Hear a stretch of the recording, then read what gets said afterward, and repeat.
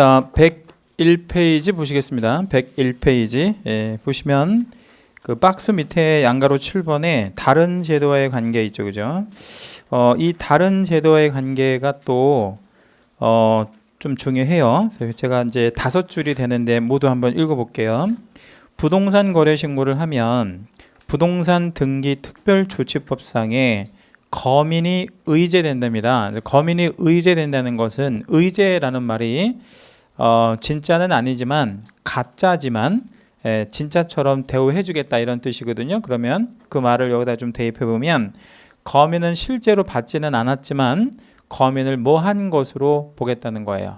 받은 것으로, 거민을 받은 것으로 쳐주겠다라는 것을 거민의제라고 얘기합니다. 그리고 외국인 토지법상의 취득신고라고 되어 있는데 외국인의 경우에는 우리나라 안에 있는 토지를 취득하게 되잖아요. 그러면 신고를 해야 되는 제도가 있어요. 이걸 외국인 토지법에 이제 취득신고라고 얘기를 하는데 이때 이제 그 취득신고도 우리 부동산 거래 신고하고 똑같아요. 며칠 안에 신고를 해야 되냐면 60일 안에 신고를 해야 되거든요. 그리고 관청도 동일해요. 시군구. 그러면 신고를 2번 하면 외국인 입장에서 보면 불편하잖아요. 그러니까 무슨 신고를 하면 무슨 신고는 면제. 이렇게 한번 좀 읽어봐 주실래요? 저한테 답변해 주실래요? 지금 문장을 잘 보니까 이제 그 무슨 신고를 하면이라고 우리 첫 줄의 앞부분에 붙었잖아요. 부동산 거래 신고를 하면 이렇게 이제 붙었으니까 그렇게 한번 좀 답변해 줘 보세요. 부동산 거래 신고를 하면 외국인 토지법상의 취득 신고는 면제 이렇게 된다. 이렇게 이해하시라고요. 자, 그런데 이제 여기까지는 면제가 되는 건데 면제가 되지 않는 것도 좀 있어요. 그래서 이제 그러나부터 볼게요.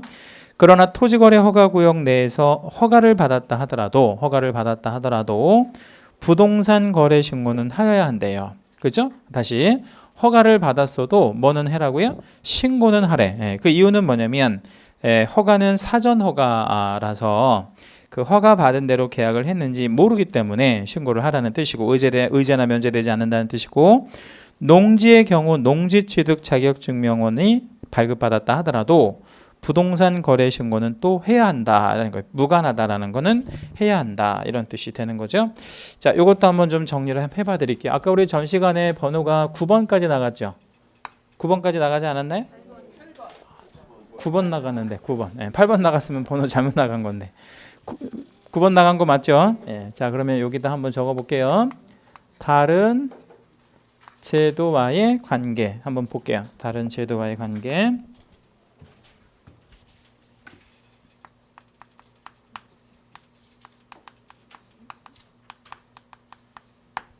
자, 일단 요거는 4가지하고 관련이 좀 되는데 일단 신고를 했을 때 한번 봅니다. 신고는 우리 부동산 거래 신고를 말하는 겁니다.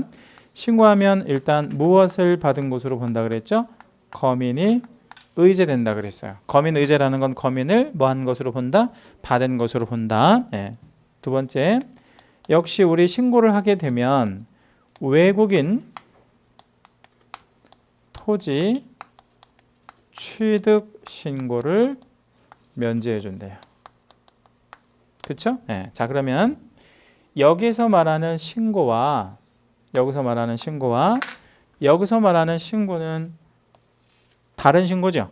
그죠? 자, 그럼 여기서 말하는 신고는 무슨 신고? 부동산 거래 신고. 그러면 이 신고는 무슨 신고? 말 그대로 외국인 토지 취득 신고. 그러면 다시 한번 이걸 한번 문장으로 만들어서 한번 다시 한번 읽어 주세요. 부동산 거래 신고를 하면 외국인 토지 취득 신고는 면제한다. 이렇게. 그러면 외국인은 토지를 취득했을 때 신고를 한 번만 한다 아니면 2번 한다? 한 번만 하는 거죠. 우리 부동산 거래 신고만 하면 외국인 토지 취득 신고는 면제가 됩니다. 자, 그다음에 세 번째, 토지 거래 허가를 받았대요. 그렇죠? 근데 여기서 우리가 토지 거래 허가를 받았다라는 말의 의미가 되게 중요한 얘기인데 거래했으니 이 토지를 우리가 그 매매하는 거래했으니 허가해 주세요. 이 허가가 아니고요. 이 허가는 사전에 받는 허가예요. 그럼 여기서 사전 허가라는 말의 의미가 뭐냐면 무엇을 하기 전에 허가를 받는다는 뜻이겠잖아요. 그렇죠? 그럼 뭐 하기 전에 허가를 받는다는 뜻이겠어요? 거래하기 전에. 매매하기 전에. 예, 그러면 이 허가의 의미는 이런 허가네. 우리가 아무개하고 아무개가 이 토지를 뭐 하려고 하니? 매매하려고 하니 뭐 해주세요? 허가해 주세요. 이런 허가지요. 그러면 계약을 했어요? 아직 안 했어요? 아직 안 했고요. 허가를 지금 득한 거예요. 그럼 허가를 받았으면 이후에 뭐 해야 돼요? 아니 다시 해볼게요. 거래를 하게 해주세요. 이런 거잖아요. 거래를 하게 해주세요. 사전 허가. 그럼 허가를 해줬어 관청에서. 그럼 뭐 해야 돼? 거래를 해야지. 예, 그래서 이제 매매합니다. 예, 매매를 이제 한단 말이에요. 이제 드디어 매매를 하는 거예요. 왜? 사전에 허가를 받으라 그랬으니까. 그렇죠? 자, 그러면 이 매매를 했는지 안 했는지 관청에서 알아요? 몰라요? 몰라요. 허가만 해줬지 거래했는지 모르니까 이거를 뭐 하래? 신고를 하라 이 말이에요. 이거는 이제 부동산 거래 신고를 말하는 거겠죠? 네, 그럼 이렇게 한번 정리해 봅시다.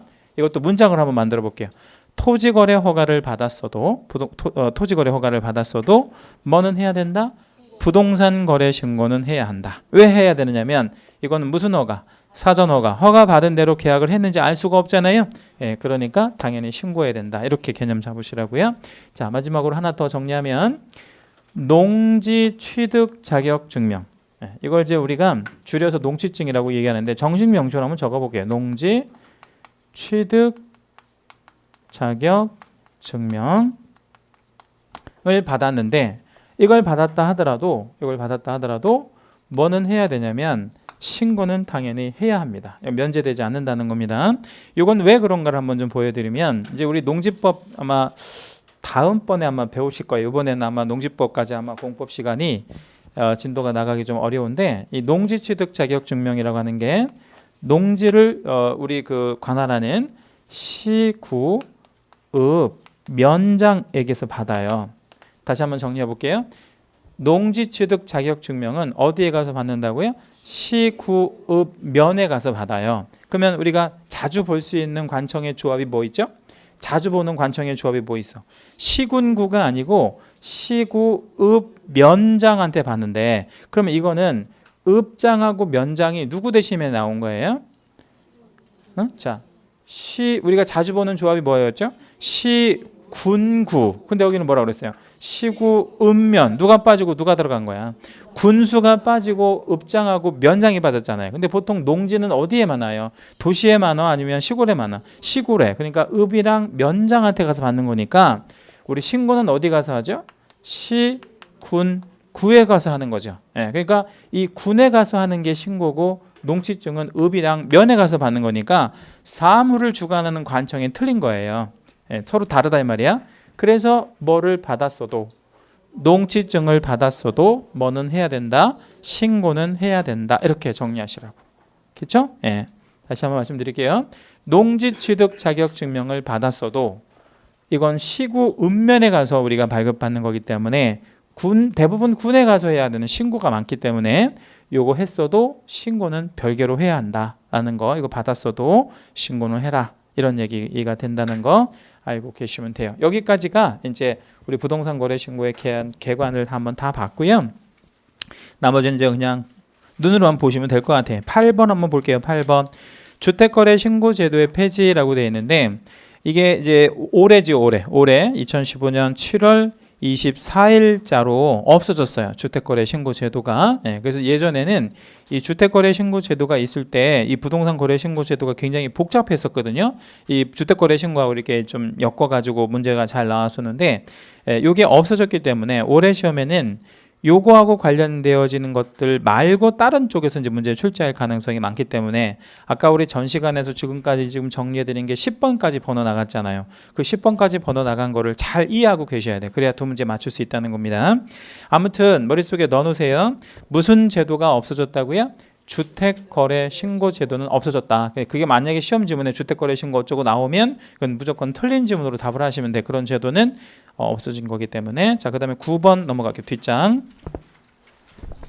자, 9번에 보면 뭐가 나오냐면 부동산 거래 신고 관련한 제재 이렇게 나와 있죠. 자, 그럼 이 제재는 왜 필요하냐면 이 부동산 거래 신고 제도를 만든 이후에도 뭐 하는 사람들이 적자안이 있냐면 업계약서 쓰는 사람 또는 우리 부동산 거래 신고를 며칠 안에 해야 되죠? 60일 안에. 근데 신고를 잘 안 하는 사람도 있을 거 아니에요. 그러면 안 하거나 아니면 거짓으로 하거나 이런 사람들에 대해서 제재를 해야 되는 거 맞죠? 그죠? 예, 왜 제재를 해야 되냐면 그래야 형평에 맞는 거죠. 제대로 하는 사람, 제대로 우리 세금도 다 내는 사람도 있는데 그런 걸 세금을 안 내려고 이렇게 거짓 신고를 하거나 혹은 신고를 안 하는 사람은 제재를 당연히 가할 수밖에 없는데 그 제재는 네 번째 줄 끝부분에 뭐만 현재 규정되어 있냐면 행정 질서벌만 규정되어 있어요. 그러니까 예를 들자면 뭐 형벌, 징역형이나 벌금형 이런 거 없고요.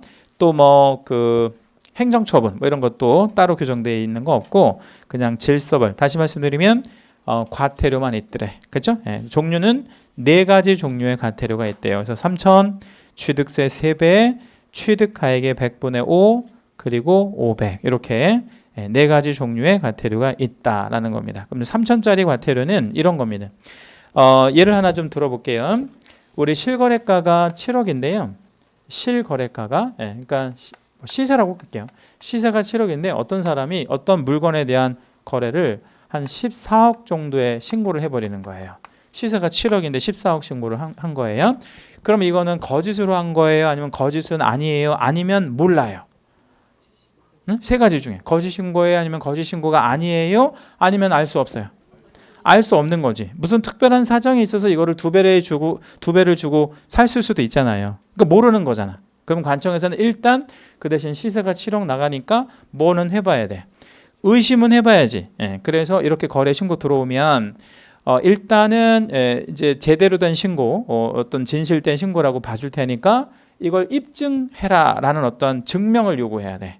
그걸 우리 옆에 보니까 사유에 보니까 거래대금 지급 증명자료 이렇게 돼 있죠. 그러니까 14억이라고 하는 돈이 실제로 오고 갔는지 그러면 입증해. 그럼 내가 인정해 줄게. 뭐 이런 취지의 뭐를 내부라고 요구할 수 있냐면 거래대금 지급 증명자료를 제출하라고 요구할 수 있거든요. 근데 그걸 내라고 했더니 못 내는 거야. 왜 못 내느냐면 이런 게 오고 간 적이 없으니까. 그럼 이건 무슨 신고가 되겠어요? 거짓 신고의 개연성이 농후하잖아요. 그러면 그거를 얼마 이하의 과태료를 부과할 수 있대. 3천만 원 이하의 과태료를 부과할 수 있다는 거죠. 그럼 다시 한번 정리할게요. 거래대금 지급 증명자료를 내라고 했는데 못 냈다. 또는 거짓으로 냈다든지 미제출이나 거짓 제출 이렇게 되면 그거를 얼마 이하의 과태료 부과한다고요? 3천. 질문 하나 드릴게요. 이 3천만 원 이하의 과태료를 누가 누구에게 부과하는 걸까요? 전 시간에 배우신 걸 가지고 한번 우리가 활용해서 답변해 보죠. 누가 누구한테? 등록관청이. 그렇죠? 그리고 누구한테? 이거를 제출하라고 요구한 자에게. 그러니까 못 낸 사람 있잖아요. 제출하고 요구했는데 못 낸 사람한테 3천만 원 이하의 과태료를 부과하는 거죠. 그럼 3천만 원짜리 과태료면 과태료의 그 수준이 높은 거예요? 낮은 거예요? 굉장히 높은 거지. 센 거지. 굉장히 센 어떤 과태료라고 생각하시면 되고요. 취득세 3배하고 취득가액의 100분의 5는 대상을 보니까 둘 다 거짓 신고라고 되어 있죠. 거기다 우리 채색을 좀 한번 해볼게요. 거짓 신고 두 군데 다 채색해 보시고, 그러니까 우리가 신고를 제대로 안 하고 거짓으로 신고하잖아요. 그러면 과태료가 얼마 이하에서 부과된대.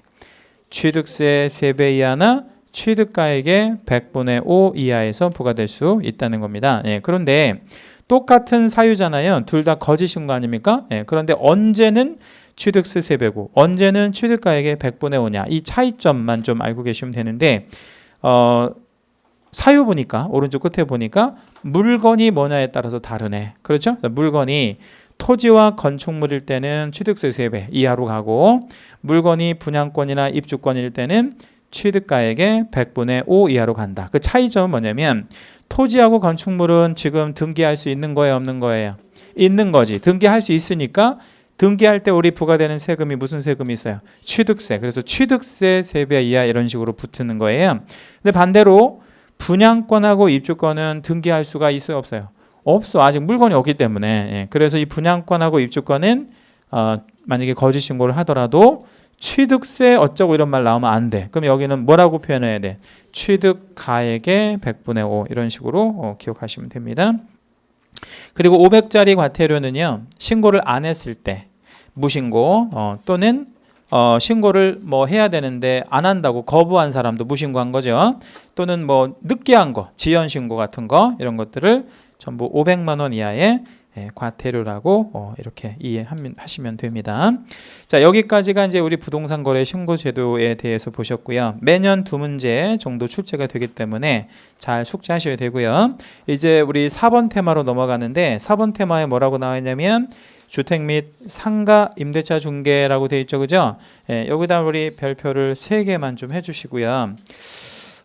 이게 얼마나 중요하냐면 거기다 이제 별표 3개 옆에다 쓰세요. 뭐라고 쓰시냐면 이렇게 쓰실 건데 두 가지 경우가 있어요. 우리 지금 혹시 2차만 하고 계신 분 계신가요? 나는 지금 2차만 준비하고 계신다. 손 한 번만 들어보실래요? 2차 학생이 몇 분이나 계신가? 두 분 계시네. 2차만 하시는 분들이. 2차만 하시는 분들도 2문제 내지 3문제 정도가 나와요. 2차만 하는 사람도 몇 개 나온다고 여기서 2개 내지 3개. 그러면 우리 지금 2분 빼고 나머지는 다 뭐 하시는 거예요? 동차 다 하지. 그러면 1차도 하고 2차도 하지. 그러면 여기다 곱하기 뭘 하셔야 되냐면 2를 해야 돼.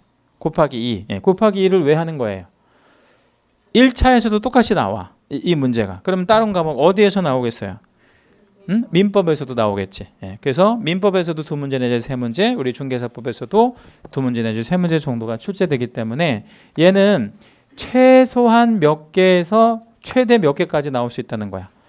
최대 4문제에서 최대 6개까지 출제 가능합니다. 그러면 중요하겠어요? 안 중요하겠어요? 아주 중요하고 단일 주제로서는 최고 많은 문제가 나오는 그 어떤 테마이기도 합니다. 그리고 이게 실무에 나가서도 중요하겠어요? 안 중요하겠어요? 중요하죠. 실무에 나가서도 제일 중요한 거라고 볼 수 있는 게 주택 및 상가 임대차 중개다. 이렇게 이해해 주시면 됩니다. 자, 요거를 우리가 설명드리기 전에요. 제가 이것 좀 먼저 말씀드릴게요. 자, 때는 언제냐면 1970년대라고 한번 생각해 보죠. 70년대 드라마나 영화를 보면 이런 장면을 자주 볼 수 있었어요. 70년대입니다. 70년대. 그러면 70년대 이후생 한번 손 한번 들어볼래요? 70년대 나는 이후생이다. 그럼 우리 지금 손 드신 분들은 드라마나 영화를 보기가 조금 쉽지는 않았을 텐데 아무튼 70년대 드라마나 영화를 보면 이런 장면들이 제법 나옵니다. 어떤 장면이 나오냐면 집이 한 채 있고요. 여기 지하에서 살던 세입자가 어느 날 갑자기 뭐 합니까? 쫓겨납니다. 쫓겨나는데 왜 쫓겨났냐면요. 이 집주인이 뭐 해가지고요. 바뀐 거죠. 집주인이 바뀌어가지고 그 전 집주인은 굉장히 착한 집주인이었는데 새 집주인은 나쁜 집주인이에요. 그래서 이 집에서 뭐 해요? 쫓겨나요. 이때 쫓겨날 때 그 세입자는 반드시 드라마 설정이 어떻게 돼 있냐면 이렇게 돼 있어요. 모자 가정이야. 그 모자 가정이라는 게 뭐예요? 엄마하고 아이만 있는 거야. 그럼 남편은 어디 갔는지 뭐 죽었는지 살았는지 모르겠지. 아무튼 그 둘이 나와. 그리고 짐도 얼마 안 돼. 짐도 얼마밖에 안 되냐면 니어커 하나 정도. 니어커 알죠? 니어커? 니어커 하나 정도로 딱 해가지고 그리고 얘네가 쫓겨나는 날 반드시 뭐가 와. 비나 눈이 와요. 비나 눈이 오고요. 비나 눈이 오고 그리고 이 쫓겨난 그 집 아이가 모자 가정이라고 그랬죠? 이 아이가 뭐를 굉장히 잘해. 공부도 잘하지만 뭐를 또 굉장히 잘해. 말을 참 잘해. 말을 잘하고 연기를 잘하죠. 그래가지고 이제 쫓겨나서 뭐라고 해요? 엄마 이제 우리는 어디로 가야 해요? 이러면서 막 울고 그러잖아요. 이때 이제 막 그 드라마나 영화를 보면 아주 막 그냥 신금을 울리는 그런 장면들 많이 보잖아요. 그렇죠? 자, 그런데 질문 드릴게요. 70년대 드라마나 영화를 보면 왜 집주인이 바뀌면 세입자가 쫓겨났던 걸까요? 그러면 반대로 지금은 왜 이런 드라마나 영화를 찍지 않을까요? 지금도 집주인이 바뀔 텐데. 지금은 이런 거 자체가 설정 자체가 가정 자체가 성립될 수가 없기 때문에 그런 거죠. 그렇죠? 그럼 성립될 수 없다는 게 뭔 뜻이야? 집주인이 바뀌어도 세입자들이 뭐 할 일이 없는 거지? 쫓겨날 일이 없는 거예요. 그럼 지금하고 70년대하고 차이가 뭔 차이가 있어요? 법이 만들어졌다는 거죠. 법이. 자, 무슨 법이 만들어졌을까요? 주택 임대차 보호법. 엄청난 제도가 만들어진 거죠. 그리고 상가 임대차 보호법 이런 것들이 만들어진 겁니다. 자, 그러면 이 법을 누가 만들었을 것 같아요? 주택임대차 보호법이 먼저 만들어졌는데 81년도에. 81년도라고 하면 당시 대통령이 누구였을 것 같아요? 예, 전두환 뭐 대통령이라고도 좀 그렇고 아무튼 전두환이가 만들었어요. 예? 예. 근데 제가 전두환이를 참 싫어하는데 100가지 다 싫어하는데 그 중에 한 가지 잘한 게 있다고 생각되어지는 게 있어요. 그 뭘 만드는 게 잘했다고 이 사람 치적이라고 볼 수 있는 게 뭘 만든 거? 주임법 만든 거는 진짜 잘했어요. 주임법을 이 전두환이가 만든 거예요. 그런데 전두환이가 이제 역사적으로 보면 전두환이가 아니었으면 이 법은 안 만들어졌다 혹은 못 만들었을 것이다라고 생각될 수 있어요. 왜 그랬냐면요. 이 주택임대차 보호법을 만들 때 누가 극심하게 만들었을까요? 반대했을까요? 반대한 그 세력들이 누가 있을까요? 첫째, 집주인들이 반대했겠지. 왜 집주인들이 반대했을까요? 응? 아니 내가 세입자 내보내는 건 내 마음이야. 과거에 내 마음이었거든. 너 나가 그럼 나갔단 말이에요. 옛날에는 집주인이 바뀌고 그럼 나가야 된단 말이에요. 그러니까 집주인들이 일단 반대했고 그 다음에 또 누가 굉장히 반대했냐면요. 은행에서도 많이 반대했어요. 은행에서는 왜 반대냐면 이따가 다시 말씀드릴 건데 우선 면제권이라는 것이 이제 임차인들에게 만들어집니다. 우선 면제권이라고 하는 거는 누구한테 주어지는 권능이냐면 이제 임차인 말고 우선 면제권이 원래 누구한테? 물건 중에서도 어떤 물건? 담보 물건. 그럼 은행에서 무슨 물건을 설정하죠? 저당권. 네, 저당권을 설정할 때 저당권이 뭐를 갖게 되지? 우선 면제권. 근데 임차인들도 우선 면제권을 갖게 되면 은행의 지위가 이제 흔들리는 거야. 그렇죠? 네. 그리고 은행에서 더 극렬하게 반대했던 게 뭐가 있냐면 소액 임차인들에게 우선 변제보다도 더한 권리를 인정했었어요. 그걸 우리 무슨 변제권이라고 얘기하냐면 최우선 변제권이라고 하는 제도가 이제 도입됐는데 그건 83년도에 도입되는 제도인데 그것 때문에 엄청나게 또 반대가 심했죠. 당시 은행에서는 그 반대를 무릅쓰고 당시 전두환 대통령이 이거를 만든 거예요. 말 그대로. 그런데 집주인들은 반대를 하더라도 조직적으로 반대를 못 했겠죠. 그렇죠? 눈치 보이니까. 그리고 이제 당시 분위기가 80년대 초반만 하더라도요. 어느 정도 분위기였냐면 대통령 욕, 지금은 제가 뭐 대통령 욕을 해도 뭐 누구 대통령 나쁜 사람이 이렇게 얘기해도 뭐 끌려가진 않잖아요. 근데 당시에는 뭐 했어요? 아니 잡아가는 정도가 아니고 이제 끌려갔죠. 뭐 그 수업 중에 있는 학생을 뭐 이렇게 개패듯이 두드려 패가지고 그 선생님이 강의하고 있는데 이 경찰이나 뭐 이런 그 대공 요원들이 와가지고 학생들, 대학생들 이렇게 개패듯이 막 이렇게 교실에서 그것도 뚜루 패가지고 이렇게 끌어가고 그런 시대였단 말이에요. 근데 뭐 이유는 하나예요. 그저께 너 시위했어. 사진 시켜가지고 이제 걸린 거죠. 그런 시대였다면 엄청난 시대였기 때문에 집주인들이 뭐를 못했던 거예요. 조직적으로 반대를 못했기 때문에 그냥 이거 밀어붙인 거예요. 근데 누구는 그거를 조직적으로 반대했겠어요. 은행에서는 그거를 이거 말도 안 되는 제도다. 어떻게 선순위 담보 물건보다 그렇죠? 뒤에 오는 후순위 임차인이 먼저 배당을 받느냐. 이건 자체가 물건의 근간을 흔드는 거고 이거를 만약에 그 법을 통과시키게 되면 은행은 다 도산할 수밖에 없다라고 극렬하게 반대를 합니다. 은행장들. 그래서 막 기자회견도 하고 막 그래요. 82년도의 일입니다. 이 최우선 변제권 이렇게 만들 때 그때 전두환이가 어떻게 이거를 통과를 시켰냐면 이렇게 통과시켰어요. 그때 당시 은행장들이 한 30 몇 명 될 때인데 IMF 전이니까 은행장들을 다 청와대로 오라고 그래요. 그래서 청와대로 오라 해서 뭐 밥을 먹이거나 술을 먹이거나 이런 게 아니라 버스 2대에 나눠 태웁니다. 관광버스 2대에 나눠 태워가지고 어디를 이렇게 데려가냐면 삼청교육대로 데려가요. 은행장들을 삼청교육대로 데려가서 거기서 막 굴린 게 아니고요. 거기서 막 은행장들을 때리거나 그런 게 아니라 삼청교육대를 한번 투어를 시켜요. 이렇게. 그러니까 그냥 이렇게 구경만 시킨 거야. 그때 삼청교육대에서 어떤 장면이 펼쳐질지 알겠죠? 뭐 뻔한 거지 막 두드러 맞아가지고 머리 터지는 놈, 발로 받는 놈, 별 광경을 다 봤겠지. 그래가지고 이제 은행장들이 삼청교육대를 갔다 온 날, 이제 기자회견을 해요. 또 오면서 이제 자기들끼리 합의를 했겠지. 뭐라고 합의를 했냐면 이 제도 만드는 거에 대해서 은행들은 적극 찬성하기로 결정했다고 해가지고 이게 밀어붙인 법이야. 엄청난 제도죠 이게. 그 대신 이제 여러 가지 조건들이 좀 약간 붙었어요. 그 대신 이거는 이렇게 해달라는 조건이 붙었고, 그리고 이제 이 법이 만들어졌는데요. 2002년도에 전두환이를 그렇게 싫어하던 당시 대통령이 누구였을까요? 에? 아주 상극인 대통령이 있었는데 2002년대 대통령이 누구였을까요? 김대중 대통령이었죠. 예. 김대중 대통령이 전두환 엄청 싫어했죠. 예? 예. 싫어했다고. 전두환이도 싫어했지만 그 군인 출신들 대통령을 싫어했죠. 당시 이제 그 전에 박정희 대통령이랑 엄청 싫어했단 말이에요. 이 사람은 군 출신이 아니고 또 군 출신 대통령으로부터 이제 그 뭐 고문도 많이 받고 그 뭡니까 간첩으로 엮어가지고 이렇게 막 사형 선고도 받고 막 이랬었잖아요. 김대중 대통령. 그러니까 엄청나게 싫어했던 역사적 인물인데 이 사람이 만든 법을 똑같이 베껴요. 김대중 대통령이. 그 베낀 법이 바로 뭐예요? 상임법이었어요. 이거를 베꼈다고. 이거를 그대로 베껴버린 법이 상임법이다. 그러니까 무슨 법을 정확하게 알면 무슨 법은 저절로 알게 되는 거야. 주임법을 알게 되면 상임법은 그냥 알게 되는 거예요. 왜냐하면 똑같이 베꼈으니까. 그러니까 여기서 아까 제가 주임법, 상임법에서 몇 개 나온다고 그랬죠?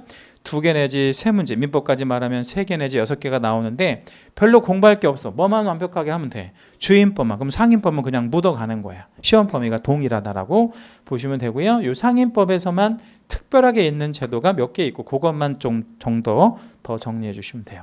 그러면 이 제도가 훌륭한 제도였기 때문에 베꼈겠어요? 아니면 안 훌륭한데 베꼈겠어요? 훌륭하다고 생각한 거죠. 아주 훌륭하다고 생각했기 때문에 지금 초기에 이 법을 다시 만들게 된 겁니다. 이때 당시에 반대했을까요? 안 했을까요? 반대를 할 수가 없는 거야. 왜 반대를 할 수가 없냐면 이 법이 있는데 뭐 어떻게 반대? 이 법이 있는데. 물론 당시에 이제 상가 임대인들, 상가 주인들이 반대를 했겠죠. 근데 이제 김대중 대통령은 그때 삼천교육대를 이렇게 투어시킨 게 아니고, 왜냐하면 그때는 뭐가 없었어. 삼천교육대가 없었기 때문에 그걸 보여줄 수 있는 상황이 아니었던 거야. 그래서 이제 어떻게 했냐면 상가임대차 보호법에서는 반대적인 급부를 많이 만들어줬어요. 그러니까 좀 민주적인 절차로 만들었다고 보면 돼. 그래서 이 주임법에는 없는 내용들이 몇 개가 좀 있어요. 뭐 예를 들자면 뭐 갱신 거절, 이따 다시 말씀드릴 거예요. 갱신 거절 사유 같은 것들이 이제 어떤 임대인의 권익을 위해서 만들어준 거라고 볼 수 있어요. 그런 것들은 아무튼 이거는 그냥 밀어붙인 거고, 이거는 민주적인 절차에 의해서 만들어진 법이다. 이렇게 생각하시면 되고, 어찌됐든 간에 이 주임법과 상임법은 전 세계 우리나라에만 있는 훌륭한 제도고요. 세계 어디에 내놔도 손색 없이 자랑할 만한 그런 제도라고 얘기할 수 있어요. 아주 훌륭한 제도라고 얘기할 수 있습니다. 이제 그거를 이제 한번 볼 건데, 제일 첫 번째 보니까 양가로 1번에 우선 면제권과 최우선 면제권이라는 말이 있잖아요. 근데 요거를 보시기 전에 한 장을 좀 넘겨보세요. 104페이지를 가보면 양가로 5번에 뭐라고 나와 있나요? 대항력 있죠? 요거를 좀 먼저 잠깐 설명을 드리고요. 그리고 우선 면제권하고 최우선 면제권을 순서대로 설명을 드릴게요. 5번을 먼저 가겠습니다. 자, 제목을 한번 좀 달아볼게요. 일단 대항력이라고 하는 거였잖아요. 대항력이 뭔가를 좀 설명을 드릴 건데요. 일단 대항력을 우리가 말씀드리기 전에 요걸 한번 좀 먼저 말씀드릴게요. 법률 격언 중에 이런 격언이 하나가 있어요. 매매는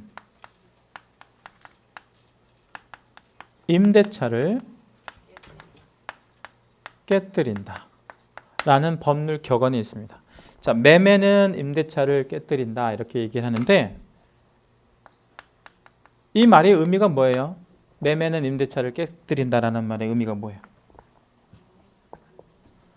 그러면 매매가 되면 소유권이 변동이 된다 이런 뜻이죠. 그렇죠? 물건을 갖고 있는 사람이 바뀌면 뭐 이런 뜻이잖아요. 그러면 그럼 임대차는 뭐를 말하는 거예요? 임차권자 혹은 세입자 이렇게 얘기할 수 있죠. 그러면 우리 소유권은 물건이란 말이에요. 대표적인 물건이죠. 그러면 임차권은 물건이에요, 채권이에요? 채권입니다. 대표적인 채권 관계가 있다고. 그러면 뭐가 바뀌면, 물건의 주체가 바뀌면 당시 채권자는 물권에 대항할 수 있다 없다? 대항할 수 없다. 그게 바로 뭐예요? 깨트린다라는 겁니다.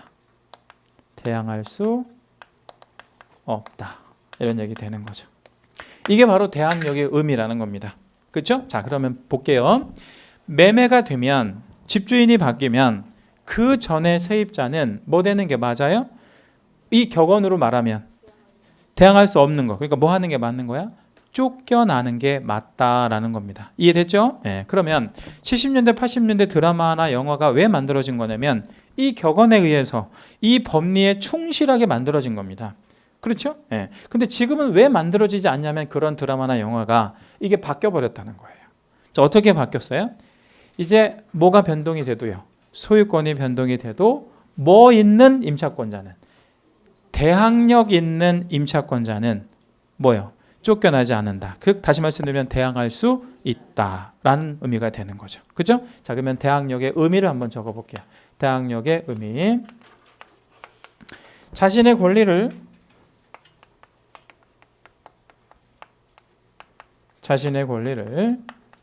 뭐 할 수 있는 힘? 주장할 수 있는 힘을 대항력이라고 합니다. 자, 다시요. 대항력이 뭐라고 한번 읽어봐 주세요. 자신의 권리를 주장할 수 있는 힘. 자, 그러면 여기서 자신은 누구를 말하겠어요? 예를 들자면 임차권자를 말하겠지. 그리고 권리라고 하는 거는 좀 이따 다시 말씀드릴게요. 권리가 뭔가. 그리고 주장할 수 있다. 그럼 누구한테 주장할 수 있는 게 되게 중요해요. 누구한테? 임대인뿐만 아니고 누구한테든. 그죠? 말 그대로 제3자. 나 말고 누구한테라도 주장할 수 있다라는 뜻입니다. 이거를 대항력이라고 얘기합니다. 그러면 집주인이 바뀌었어요. 그 집주인이 나가래. 왜 나가느냐면 우리는 애가 많아서 짐을 빼야 돼. 그리고 우리 애가 이 방을 써야 되니까 넌 나가. 이렇게 하면 그게 임차인 입장에서 나가줄 만한 일이에요? 나가주지 않을 만한 일이야? 어? 이제 새 집주인이 바뀌었는데 식구가 많아서 방이 부족하대. 그리고 나한테 나가라는 거예요. 임차인은 나한테 방 필요하니까. 그게 내가 나가줄 만한 일이에요? 나가주지 않을 만한 일이야? 나가주지 않을 만한 일이지. 왜 나가주지 않을 만한 일이에요? 나한테도 뭐가 있어요? 권리가 있으니까. 예, 그러면 나가주지 않을 만한 일을 맞죠, 그렇죠? 예, 그러면 여기서 권리라고 하는 것은 나한테 주어지는 이익이라고 생각하시면 돼. 나한테 주어진, 내가 여기서 살아갈 이익이라고 생각하시면 됩니다. 이거를 나의 이익을, 그렇죠? 제3자에게 주장할 수 있는 힘을 우리 대항력이라고 한다라는 겁니다. 자, 그럼 정리. 대항력은 어떻게 발생할 거냐? 한번 봅니다. 대항력은 어떻게 발생할 거냐? 발생은 두 가지에 의해서 하게 됩니다. 자, 첫 번째, 등기하게 되면 대항력이 생깁니다. 그렇죠? 네, 어떤 권리든 뭐 하게 되면 대항력이 생겨요? 등기하게 되면 대항력이 생겨요. 그러면 임차권도 대항력 생깁니까? 예, 뭐 하면? 등기하면. 자, 그러면 70년대 세입자들이 쫓겨났었던 이유는 70년대 등기라는 제도가 없었을까요? 아니면 등기 있었을까요? 있었어요. 70년대도. 그 전부터 등기가 있어요. 일제시대 때부터 등기가 있었으니까. 그러면 아까 말씀드린 쫓겨난 세입자는 뭐 해놓지 않은 세입자니까 쫓겨난 거야. 등기해놓지 않았기 때문에 쫓겨났다는 뜻입니다. 그렇죠? 예. 그럼 그 말을 법리적으로 표현하면 뭐 없었기 때문에 쫓겨난 거야. 그 세입자가. 대항력 없었기 때문에. 물론 권리는 있었지만 대항력이 없었기 때문에 쫓겨난 거다. 이렇게 생각하면 되고요. 등기를 통한 대항력은 언제 생기냐면 등기를 접수한 때 발생합니다. 이 내용은 중요합니다. 등기법에서 되게 중요하게 다루는 거니까 등기를 뭐 한 때 발생한대요? 접수한 때. 자, 그러면 임차권으로 이제 범위를 국한시켜서 볼게요. 임차권자가 등기하려면 문제가 있어요, 없어요? 두 가지 문제가 있습니다. 임차권 등기를 하려면 두 가지 문제. 첫 번째 무슨 문제? 두 번째 무슨 문제? 임대인이 동의를 안 해주는 문제. 그렇죠? 네. 두 번째는 동의를 해준다 하더라도 등기하려면 돈 들어가죠. 그러니까 세입자들이 안 하는 거예요. 그렇죠? 네. 그러면 이거 말고도 더 확실한 방법이 있으면 좋겠죠. 예, 그게 바로 대항 요건이라는 겁니다. 대항 요건. 그러면 등기하지 않아도 뭐만 갖추면요? 대항 요건만 갖추면 대항력이 생긴다 이 말이에요. 그러면 정리해 볼게요. 우리가 지금 보고 있는 건 이제 주택하고 상가를 보고 있기 때문에 그 두 개만 좀 볼게요. 예.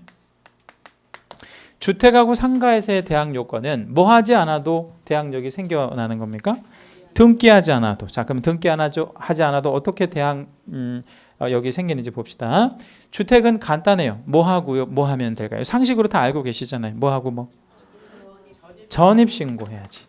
전입신고 플러스 해당 주택을 점유하고 있으면 그걸 인도라고 얘기합니다. 점유해도 좋고요. 자, 다시 해당 주택에 뭐하고 뭐하면요? 전입신고하고 인도받으면 대항력이 생깁니다. 언제 생길까요? 그날 아니면 다음날? 다음날. 자, 왜 다음날 생길까요? 자, 전입신고는 몇 시부터 몇 시까지 가능할까요? 아침 9시부터 오후 6시까지 가능하죠. 왜요? 예, 우리 그 동사무소 근무 시간이 9시부터 6시까지니까. 그렇죠? 예. 근데 인도는 언제부터 언제까지 가능할까요? 인도. 그 주택을 인도받는 경우는 언제부터 언제까지 가능할까? 24시간 전체 기간 다 가능하죠? 그럼 밤 11시 59분 59초까지는 인도받지 않았는데 1초 남겨놓고 싹 그 집으로 들어가면 인도받을 수 있다 없다? 있다. 그러니까 그 인도는 그날 했다라고 입증할 수가 없으니까 인도한 언제? 다음날 생기게 됩니다. 이건 좀 이따 다시 설명드릴게요. 상가는 어떻게 해야 대항력이 생길까요? 요거하고 좀 다른데 상가는 사업자 등록을 해래 아니면 사업자 등록을 신청하래. 신청. 네, 사업자 등록을 신청하고요. 해당 주택을 뭐 받으면? 인도받으면 생깁니다. 언제 생긴다고요? 이길. 시간은 몇 시부터? 0시부터. 그 다음 날이 0시부터 시작하니까. 그렇죠? 네, 0시부터 대항력이 생긴다. 이렇게 이해하시면 돼요. 그렇죠? 네, 자, 그러면 정리 다시 해볼게요. 주택은 뭐하고 뭐하면 대항력 생긴다고요? 전입신고와 인도. 언제 생긴대? 다음날 0시. 그리고 상가는요? 사업자 등록의 신청과 인도. 하면 언제 생겨? 다음날 0시부터 생겨요. 자, 그러면 등기를 통한 대항력은 언제 생기죠? 등기를 통한 대항력은 등기를 접수한 때. 등기 접수가 전산으로 하는데 요즘에는 그 전산이 열리는 시간이 몇 시 이후에나 열릴까요? 오전 9시 이후부터 전산이 가능합니다. 그러면 등기는 언제부터 물리적으로 가능해요? 오전 9시 이후. 오전 9시 이후에 대항력이 생기고 여기는 이길 0시부터 대항력이 생깁니다. 여기까지 이해되셨죠? 네, 자, 그러면 이 대항력의 말하자면 그 효과를 한번 봅시다. 번호 4번 한번 해보죠. 네, 효과. 이 대항력이 이제 생긴다고 하면 어떤 효과가 생긴지, 어떤 결과가 있는지, 이거는 제가 사례를 하나 좀 드릴게요. 네, 이건 사례를 하나 드려볼게요. 자, 1번 가장 빠른 임차인이 있는 거예요. 임차인이 있어. 얘는 대항 요건을 갖고 있습니다. 그럼 대항 요건을 갖고 다음날 0시부터 뭐가 생겨? 대항 요건을 갖추면 다음날 0시부터 뭐가 생긴다고요? 대항력이 생겨요. 대항력도 있다. 이렇게 한번 봅시다. 네. 그리고 이제 2번으로 소유권 이전 등기가 온 거예요. 소유권 이전 등기가. 네. 원인은 매매. 그러면 이 임차인 나가줘야 돼? 아니면 계속해서 살 수 있어? 계속해서 살 수 있죠? 왜? 대항력 있으니까. 그러면 새로운 소유자가 나가라고 해도 안 나가도 돼요? 안 나가도 돼. 왜 안 나가도 돼? 대항력 있으니까. 계속 그렇게 답변하시면 돼. 뭐 있으니까? 대항력 있으니까. 그러면 이게 효과인 거야. 효과. 자, 순위번호 3번으로 이제 권리관계가 나열된 순위를 보는 겁니다. 근저당권이 하나 이렇게 설정이 되어 있네. 자, 근저당권을 설정했다는 건 무슨 얘기냐면 해당하는 주택의 사용 수익은 누가 하고? 임차인도 할 수도 있고 뭐 집주인이 할 수도 있고 집이 큰 집이라고 하면 같이 할 수도 있는 거지. 근데 근저당권을 설정했다는 건 뭔 뜻이야? 그 집을 처분할 수 있는 권능을 너한테 주노라 이런 뜻이에요. 이 처분의 권능을 줬단 말이에요. 근저당권. 그럼 집주인이 돈을 빌려 쓴 거 맞죠? 근데 안 갚은 거야. 안 갚았다고? 그러면 이제 저당권자가 은행인데 은행에서 어떻게 하겠어요? 안 갚으니까 압류할 필요도 없어. 막바로 근저당권 갖고 있으니까 경매를 신청한 거죠. 자, 경매를 신청했습니다. 그럼 이 경매를 신청하게 되면 이게 어떻게 되는 거예요? 집이 어떻게 되는 거지? 팔리게 되는 거죠. 환가가 된단 말이에요. 집이 팔리게 됩니다. 그러면 매매를 통해서 팔리나 경매를 통해서 팔리나 팔린 건 똑같죠. 그러면 이 임차인은 나가야 돼? 아니면 계속해서 살 수 있어? 왜 살 수 있어? 대항력이 있으니까. 그렇죠? 네. 그게 대항력의 의미라는 겁니다. 자, 그러면 대항력 있으면 절대 못 내보내네? 맞아요? 어떻게 보내? 뭐 죽여가지고? 아니 기간이 안 끝났어. 기간도 안 끝났고 대항력도 있고. 그러면 절대로 내보낼 수가 없는 거예요. 얘가 사기당했는데 어떻게 내보내? 매매가 됐던 뭐 경매가 됐던 혹은 상속이 돼도 마찬가지인가요? 예, 그게 첫 번째 효과야. 그렇죠? 예, 그러면 이런 임차인을 뭐 있는 임차인이라고 부르면 된다? 대항력 있는 임차인. 앞으로 수업 시간에 대항력 있는 임차인이라고 하는 표현을 자주 들을 거예요. 제 시간하고 민법 시간에. 그러면 이 표현의 의미가 뭔가를 여러분 잘 새겨주셔야 돼요. 그리고 모의고사에도 이런 식으로 지문이 나와요. 뭐 있는 임차인하고 대항력 있는 임차인. 그럼 대항력 있는 임차인은 해당하는 주택의 글자 그대로 뭐하다? 대항력이 있다. 달리 표현하면 가장 빨리 뭐를 갖췄다? 대항 요건을 갖췄다. 이런 뜻이에요. 이해되셨어요? 예. 자, 그러면 다음 사례를 보여드릴게요.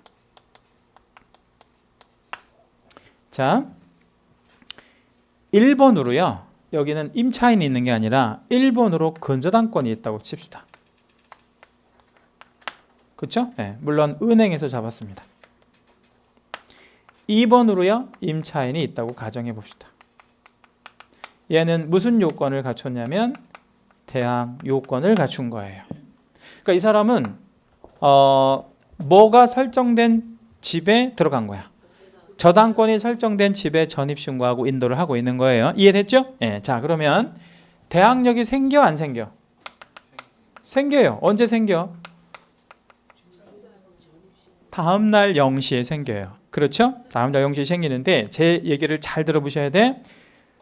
저당권, 근저당권도 대항력 생겨 안 생겨? 언제 생겨? 자, 근저당권은 뭐 함으로써 성립하는 담보물건이냐면 등기함으로써 성립하는 담보물건이에요. 뭐가? 저당권이. 그죠? 그럼 얘는 대항력이 있어 없어? 자신의 권리를 주장할 수 있어요 없어요? 있지. 그럼 얘도 대항력이 있고 얘도 대항력이 있는 거죠. 그럼 이 대항력과 이 대항력은 뭐 한다는 거네? 충돌해요. 자, 왜 충돌하냐면 은행에서는 경매를 신청할 수 있죠. 그렇죠? 네, 그럼 팔아야 될 거 아니야. 근데 얘가 살아남으면 얘한테 부담으로 작용하지. 그럼 얘는 어떻게 해야 되겠어? 이 두 가지 대항력이 서로 충돌하면 어떻게 돼? 하나는 깨질 수밖에 없죠. 하나는 깨트려진다고. 그럼 어떤 게 깨져야 그게 법리적으로 맞겠어요? 이게 깨져야지. 왜 이게 깨져야 돼? 이게 선순위 대항력이고 이거는 후순위 대항력이니까. 그러면 정리해 봅시다. 자, 이 대항력은 깨진다 이 말이에요. 왜? 이 대항력이 뭐 할 수 없으니까. 대항할 수 없으니까. 이건 대항할 수 없네? 예. 그러면 얘를 부르는 말이 별도로 있어야 될 거 아니에요. 그죠? 요거는 대항력 있는 임차인이라고 부른다 그랬는데 얘는 대항력 없는 임차인이라고 불러야지. 한번 적어볼게요. 얘를. 뭐 없는 임차인? 대항력 없는 임차인이라고 불러요. 그러면 얘가 좀 순간적으로 불쌍해요? 안 불쌍해요? 불쌍하지? 예. 그래서 얘를 좀 긍정적인 언어로 바꿔서 부를 거예요. 그냥 대항력 없는 임차인이라고 불러도 되는데 조금 다른 언어로 긍정적인 언어로 바꿀 때 이렇게 바꿀 수 있어요. 얘가 대항력은 없지만 뭐는 갖고 있어? 대항 요건은 갖추고 있잖아요. 그래서 대항 요건을 갖춘 임차인이라고 그래요. 자, 뭐를 갖춘 임차인? 대항 요건을 갖춘 임차인. 그럼 만약에 시험 지문에서요 이렇게 나오면 어떻게 하실래요? 대항력 있는 임차인은 누구를 말해?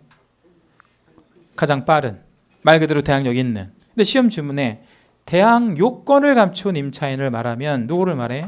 후순위 대항 요건을 갖춘 사람을 말하는 거예요. 그죠? 예. 근데 얘는 왜 대항 요건을 갖췄다고 우리가 얘기를 해주는 거냐면 이유가 있어요. 자, 보세요. 순위번호 3번에 소유권 이전이 왔는데 이전 등기가 왔는데 매매가 된 거예요.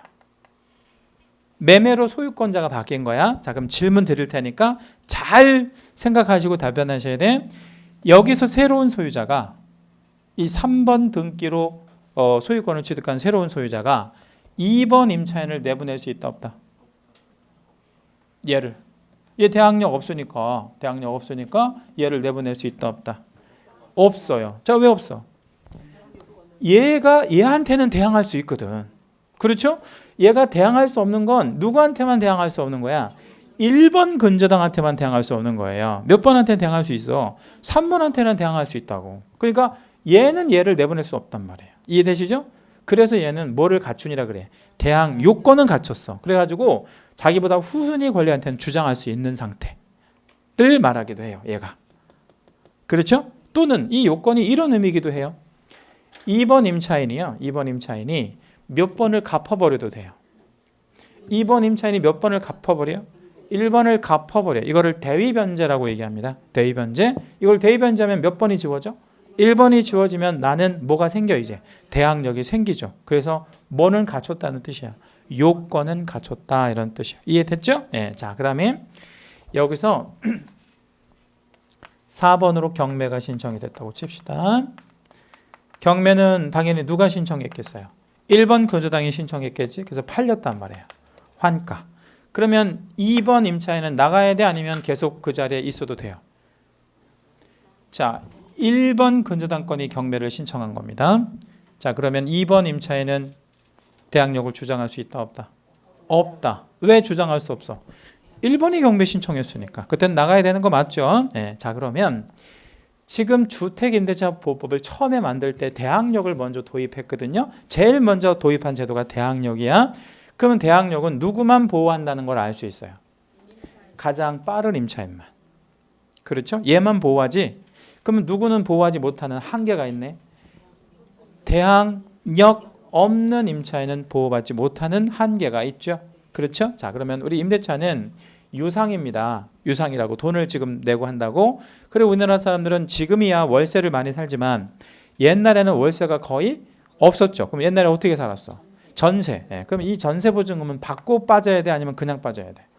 받고 빠져야 되는데 옛날에는 그런 제도가 없었어요. 그러니까 집이 그냥 경매 들어가면 돈을 받고 못 받고 그냥 쫓겨난 거야. 그러니까 아까 그 드라마에서 그 아이가 엄마한테 울면서 뭐라고 얘기를 한 거예요. 엄마, 우리 이제 어디로 가? 왜 어디로 가냐고 물어봐. 돈을 받았으면 그 돈 갖고 다시 얻으면 되잖아요. 근데 왜 그걸 아이가 그렇게 얘기를 했을까요? 돈을 못 받고 쫓겨난, 경매 들어간 집 같은 경우는 돈을 못 받고 쫓겨나기 때문에 그런 거죠. 그래서 이 임차인이 돈이라도 받을 수 있도록 해주는 거, 그걸 우리가 뭐라고 얘기를 하냐면 우선 변제권이라 그래요. 우선 변제권. 요거는 조금 쉬었다가 다음 시간에 이어서 하겠습니다.